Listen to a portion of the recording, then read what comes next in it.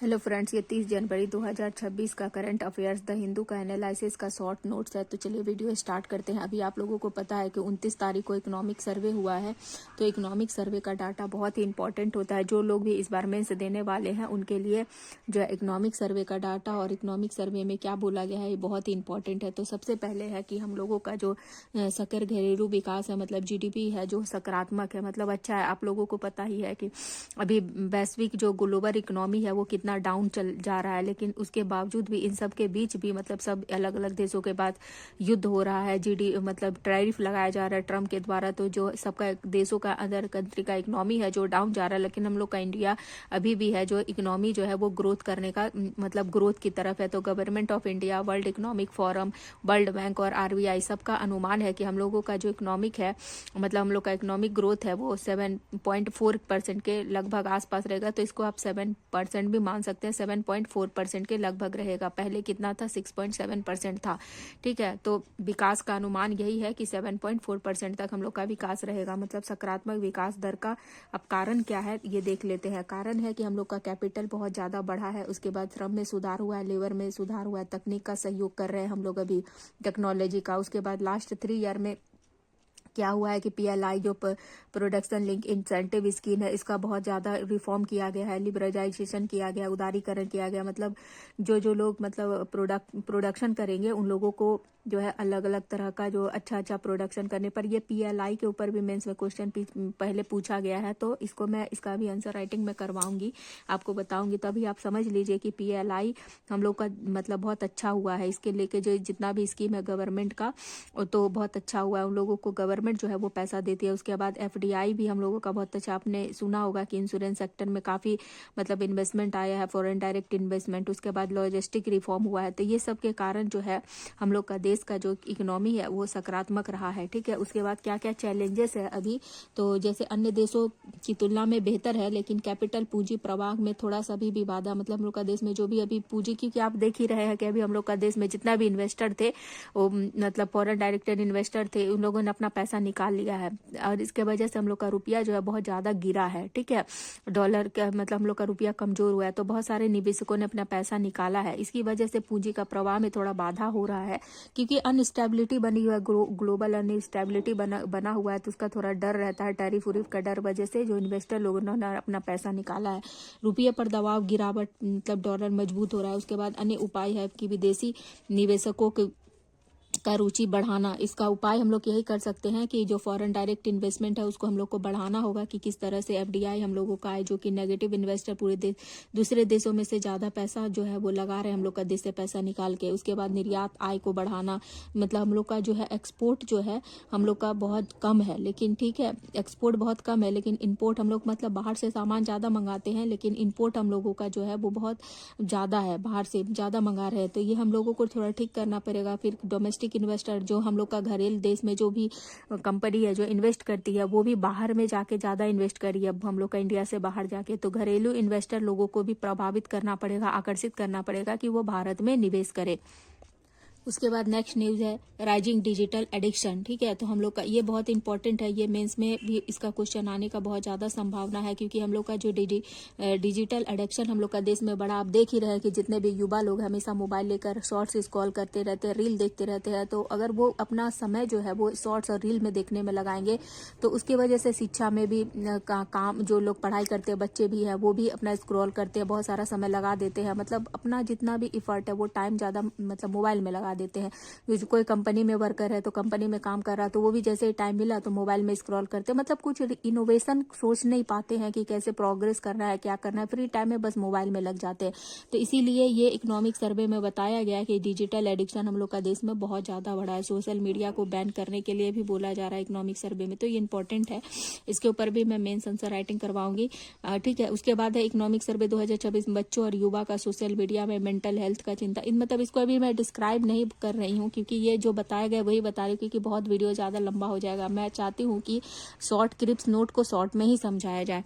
ठीक है, प्रॉब्लम अभी यही है, आर्थिक विकास में योगदान नहीं कर पाते हैं बच्चे और युवा, क्योंकि मोबाइल पे बहुत ज़्यादा समय बिताएंगे तो आर्थिक विकास में योगदान नहीं हो पाएगा। उपाय क्या है कि साइबर सिक्योरिटी ट्रेनिंग उन लोगों को देना चाहिए कि कैसे वो साइबर उन लोग का जो है साइबर स्कैम हो सकता है, वो लोग फंस सकते हैं। आप देख ही रहे होंगे आए दिन कितना सारा न्यूज़ आते रहता है। उसके बाद सहकर्मी मेंटर प्रोग्राम में जैसे एक आदमी है और ये इधर है, तो ये भी मोबाइल चला रहा है, ये भी मोबाइल चला रहा है, लेकिन अगर ये भी इसको कोई अच्छा सा नॉलेज दे, ज्ञान दे कि नहीं इसका क्या साइड इफेक्ट है, और ये एक दूसरे को ये इसको ज्ञान दे और ये इसको ज्ञान दे, मतलब एक दूसरे को गाइड करे कि हम लोग को सोशल मीडिया से कैसे डिस्ट्रक्शन से दूर रहना है।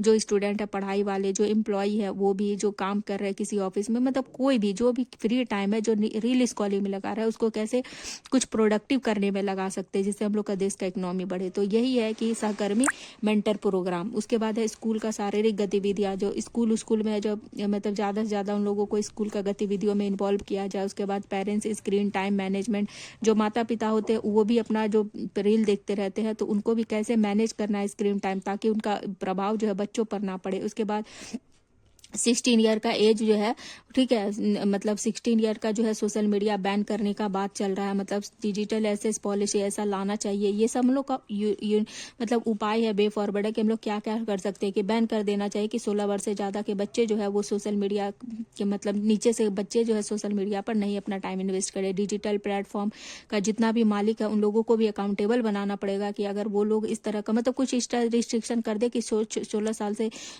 कम के बच्चे जो है ये सोशल मीडिया में नहीं आ सकते हैं, ऐसा कुछ रूल रेगुलेशन पॉलिसी बना दे, ताकि वो छोटे बच्चे जो 16 साल के नीचे हैं वो मतलब यूट्यूब या कोई भी अदर सोशल मीडिया, इंस्टाग्राम, ये सब पर अपना प्रोफाइल बनाने से पहले उसमें एज लिमिट कर दे, ताकि वो लोग अपना जो है वहाँ पे टाइम मतलब अपना आईडी नहीं बना सके। ठीक है, सोशल मीडिया बैन, आयु सीमा 16 वर्ष। ठीक है, तो ये सब हम लोग कर सकते हैं फेसबुक इंस्टाग्राम में। उसके बाद विज्ञापन को बैन करें, जैसे कि छोटा बच्चा से रिलेटेड बहुत सारा विज्ञापन होता है, ऐड होता है, तो उसको भी बैन करना चाहिए। जैसे आंध्र प्रदेश और गोवा ने मतलब 16 वर्ष से नीचे के बच्चों के लिए बैन किया है, तो इस तरह से इनिशिएटिव ले सकते हैं। उसके बाद इंडिया का डीपीटी मतलब पर्सनल डेटा प्रोटेक्शन एक्ट भी है, जिसमें 16-18 वर्ष से नीचे के बच्चे को है डिजिटल सेवा मतलब कोई भी कंपनी है डिजिटल सेवा देने से पहले पेरेंट्स से अनुमति लेनी पड़ी गई है। हम लोग का डीपी ऐप में एक्ट में बताया गया है कि मान लीजिए कि कोई 16-18 वर्ष से नीचे का कोई बच्चा है और वो सोशल मीडिया में अपना कुछ भी करना चाह रहा है, तो उसका माता पिता से उसको पहले जो है डिजिटल कोई भी कंपनी है जो ऐप है उसको परमिशन लेना पड़ेगा। तो इस तरह से कुछ नियम रेगुलेशन बनाना पड़ेगा। उसके बाद है पर्सनैलिटी राइट, व्यक्तित्व का अधिकार। दिल्ली हाईकोर्ट है सलमान खान का ऊपर, मतलब सलमान खान ना दिल्ली हाईकोर्ट में एक नोटिस डाले थे पर्सनल राइट के ऊपर, कि पर्सनल राइट जो है, पर्सनैलिटी राइट जो है, इसका एक इकोनॉमिक वैल्यू होता है। जैसे बहुत सारे लोग होते हैं सलमान खान का कॉपी करने लगते हैं, गाना करने लगते हैं या फिर कुछ भी, तो उनका मतलब उसका पर्सनैलिटी का लेके अगर कोई इनकम कर रहा है, ठीक है, या उनका छवि को बिगाड़ने का कोशिश कर रहा है, तो इसी को लेके सलमान खान एक नोटिस डाले थे। तो रक्षा से जुड़ा मामला है, मतलब इकोनॉमिक वैल्यू भी है पर्सनैलिटी राइट का, रक्षा कुछ कमा रहा है, तो उसी को लेके है कि बोला गया था कि सुप्रीम कोर्ट में ऐसे बोला, सुप्रीम कोर्ट ने एक जजमेंट दिया था कि एस पुट्टास्वामी केस 2017 में कि आर्टिकल 21 के तहत राइट टू प्राइवेसी है।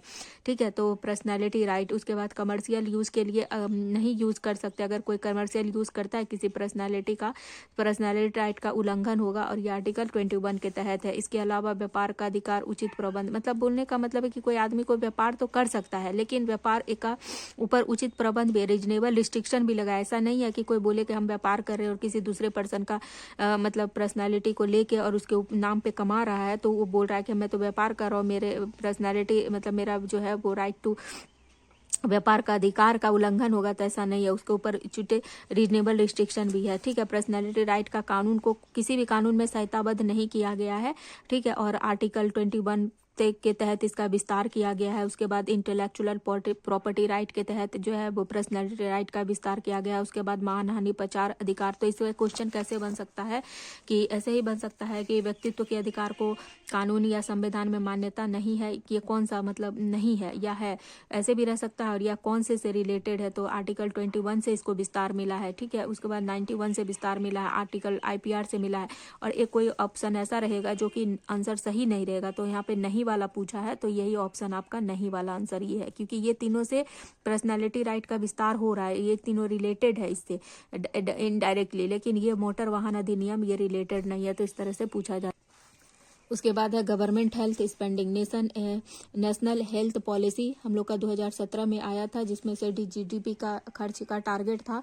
ठीक है, जीडीपी खर्च का 2025 में टारगेट था 2.5% हो गया और 2017 में 1.5 था। तो उसका जो टारगेट था वो टारगेट अचीव नहीं हुआ। अंतर्राष्ट्रीय तुलना में 2021 में भारत का प्रति व्यक्ति स्वास्थ्य व्यय जो है 1.50 मतलब एक व्यक्ति का जो है स्वास्थ्य पर व्यय है 1.15% है। ठीक है, जबकि दूसरे देशों का तुलना में दूसरे देश का जो 2.5 गुना ज़्यादा है, 3 गुना ज़्यादा है। ठीक है, उसके बाद ब्रिक का जो है 14 से 15 गुना ज़्यादा है। थाईलैंड और मलेशिया का 10 गुना ज़्यादा है। यहाँ पे कोई कंट्री है, उसका नाम मैं लिखना भूल गई हूँ। ठीक है, तो मैं देख लूंगी, इसको फिर बता दूंगी। कोविड के समय में स्वास्थ्य पर खर्च जीडीपी का परसेंटेज में कोविड के समय स्टेट सबसे ज़्यादा खर्च किया था, सेंटर कोई खर्च ही नहीं किया। मतलब सेंटर ने पैसा दिया ही नहीं, स्टेट ने अपने तरफ से खर्च किया था जीडीपी पर। ठीक है, तो 2014-15 में 75% था और 2024-25 में 4.3%। केंद्र पैसा स्टेट को नहीं देता है। ठीक है, कोई भी पैसा नहीं देता है, मतलब एक्स्ट्रा पैसा देता ही नहीं हेल्थ स्पेंडिंग में। तो स्टेट को अपना पैसा ही खर्चा करना पड़ता है। इससे क्या होता है, हेल्थ स्पेंडिंग का ओवर सेंट्रलाइजेशन हो रहा है। तो ये भी मेंस में क्वेश्चन बनने का संभावना है। योजना प्रभावित होता है। अगर मान लीजिए कि सेंटर जो है स्टेट को पैसा ही नहीं देगा, तो जितना भी हम लोग का हेल्थ से रिलेटेड पॉलिसी है, जैसे राष्ट्रीय स्वास्थ्य मिशन, पीएम स्वास्थ्य सुरक्षा योजना, पोषण योजना, ये सब क्या होगा, ये सब समय पर पूरा नहीं हो पाएगा क्योंकि समय पैसा लगता है। उसके बाद नेक्स्ट आएगा कि स्टेट में क्या हो रहा है, फाइनेंशियल कैश ट्रांसफर बहुत ज़्यादा किया जाता है। जितना भी इलेक्शन होता है, तो इलेक्शन के समय में क्या हो जाता है, बहुत ज़्यादा कैश का ट्रांसफर होता है। जैसे 2025-26 में 1.7 लाख करोड़ का नकद ट्रांसफर किया गया। इससे क्या हो रहा है, अल्पकालिक लाभ तो हो रहा है, लेकिन राज्य का आर्थिक वृद्धि को खतरा हो रहा है क्योंकि इलेक्शन में पैसा दिया जाता है। उसके बाद फ्रीबीज का कॉन्सेप्ट लाया जाता है। जैसे मान लीजिए कोई नेता है, यहाँ से इलेक्शन में ये पैसा इसको मिला, स्टेट को ट्रांसफर किया गया इलेक्शन से जीतने के लिए, तो ये लोग साइकिल बांटते हैं, लैपटॉप बांट देते हैं, 1000-1000 रुपया, या महिला लोग को कोई सुरक्षा देते हैं वोट लेने के नाम पे। तो ये तो वोट लेके जीत जाते हैं, लेकिन जीतने के बाद क्या होता है, इससे कोई मतलब कुछ काम हो नहीं पाता स्टेट में। जीतने के बाद कुछ अच्छा नहीं हो पाता, तो राज्य का आर्थिक वृद्धि को खतरा होता है। ठीक है, स्टेट का राजस्व घाटा हो जाता है, राजस्व को स्टेट, क्योंकि स्टेट कुछ करते नहीं है, खुद से कुछ कर ही नहीं पाते हैं। उसके बाद FRBM एक्ट, ये इंपॉर्टेंट है, ये पीटी में पूछने का बहुत ज़्यादा संभावना है। फिजिकल टारगेट को रिलैक्स करना, मतलब FRBM 3% तक होना चाहिए। ठीक है, तो FRBM एक्ट क्या है कि ये बोलता है कि किसी को भी अपना जो है फिजिकल टारगेट कितना रखना चाहिए, वो 3% तक रखने का बात किया जाता है फिजिकल टारगेट को। ये फिजिकल टारगेट को ही दिखाता है। पूछा जा सकता है FRBM एक्ट क्या दिखाता है, तो ये फिजिकल टारगेट को दिखाता है कि कितना है। अब ये भी बोला जा रहा है कि कुछ रिलैक्सेशन देना चाहिए गवर्नमेंट को, मतलब सेंट्रल गवर्नमेंट को, कि FRBM को कुछ रिलैक्स देना चाहिए। मतलब 3% है तो इसको थोड़ा बढ़ा देने का बात चल रहा है। ठीक है, एक्सपेंडिचर और इनकम के मतलब डिफरेंस को ही, और उसके बाद गवर्नमेंट कितना उधार लेती है, मतलब गवर्नमेंट का कितना इनकम हो रहा है और कितना खर्चा हो रहा है। और खर्चा अगर मान लीजिए 10 रुपया का इनकम हो रहा है, खर्चा जो है 15 रुपया हो रहा है, तो 5 रुपया गवर्नमेंट को उधार लेना पड़ेगा। तो इसी को बोला जाता है फिजिकल टारगेट। तो ये उधार जो है ये कम से कम होना चाहिए, इसका टारगेट 3% तक ही होना चाहिए कि ज़्यादा उधार गवर्नमेंट को लेना नहीं पड़े, इतना ज़्यादा इनकम करना है गवर्नमेंट को। ठीक है, यही है। उसके बाद है 2020-21 में कोविड के समय में 9.2% का उधार लेना पड़ा था गवर्नमेंट को। उसके बाद 25-26 में 4.4% तक चला गया। इसको 3% तक रखना है, लेकिन गवर्नमेंट का उधार चला जा रहा है, इतना ज़्यादा चला जा रहा है, तो इसी के ऊपर बात किया गया है। उसके बाद है फिर सुप्रीम कोर्ट ना UGC के 2026 के नियमों पर क्या लगा दिया, स्टे लगा दिया है। जातिगत भेदभाव से रिलेटेड था, जिसमें OBC को शामिल कर लिया गया था, जनरल कैटेगरी को शामिल नहीं किया गया। तो जनरल कैटेगरी बोल रहा है कि इसको सुरक्षा नहीं मिला है और इसी का मतलब इसको टारगेट किया जा रहा है। उसके बाद क्या, कंट्रोलर ऑडिटर जनरल क्या किया है, कर्नाटक गवर्नमेंट को रिपोर्ट दिया है युक्ति ना होले योजना के लिए। ठीक है, तो ये मतलब इस योजना के नाम पे ना बहुत ज़्यादा घोटाला किया गया है, बहुत ज़्यादा पैसा इधर उधर किया गया है। तो बस इतना याद रखना है कि युक्ति ना होले खोज योजना कौन सा गवर्नमेंट का है, कर्नाटक सरकार का है। उसके बाद लद्दाख में क्या था, सोनम वांगचुक बोले थे कि लद्दाख को 5th अनुसूची में शामिल करने के लिए, लद्दाख को 5वीं अनुसूची में शामिल करने के लिए, तो इसीलिए ये केस था। तो सोनम वांगचुक का केस था। उसके बाद फिर PM मोदी जो है वो इजराइल का यात्रा कर रहे हैं। ठीक है, और आयोजित होगा, और दूसरा PM मोदी बैठक का भी आयोजन कर रहे हैं, जिसमें सेकंड भारत अरब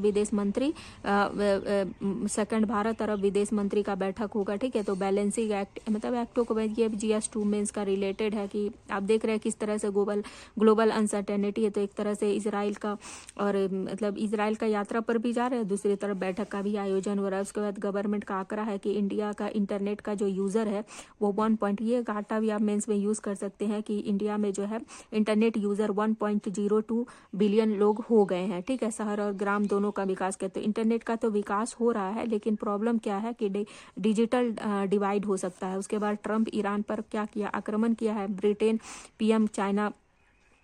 का पीएम जो है चाइना का यात्रा पर जा रहे हैं। International uncertainty, world order change, मतलब किस तरह से ये दोनों अपना रिलेशन बढ़ाना चाह रहे हैं। उसके बाद इकोनॉमिक सर्वे में बताया गया मनरेगा का कि मनरेगा का नाम चेंज कर दिया गया बीग्राम, तो अच्छा कदम है। मनरेगा का नाम और इसका जो पॉलिसी है, जैसे 100 करोड़ का इसको फंडिंग दिया जाएगा, तो इससे रिलेटेड जो भी है मतलब इकोनॉमिक सर्वे में मनरेगा का ऊपर जो भी चेंजेस आया उसको लेकर अच्छा बोला गया है, जिससे कि क्या होगा, ग्रामीण इकोनॉमी मजबूत होगा और संरचनात्मक खामियां जो है वो दूर होगी। उसके बाद इकोनॉमिक सर्वे में भी बताया गया है कि सेकेंडरी मतलब माध्यमिक शिक्षा में क्या हुआ है, 17% का 17% ग्रामीण में है और उसके बाद 38% शहर में है। तो ये क्या है, शिक्षा में गैप हो रहा है कि कितना इनरोलमेंट हो रहा है माध्यमिक शिक्षा में। तो इकोनॉमिक डेवलपमेंट में क्या हो रहा है, बाधा हो रहा है कि गांव में अभी भी मतलब शिक्षा का स्तर बहुत नीचे है।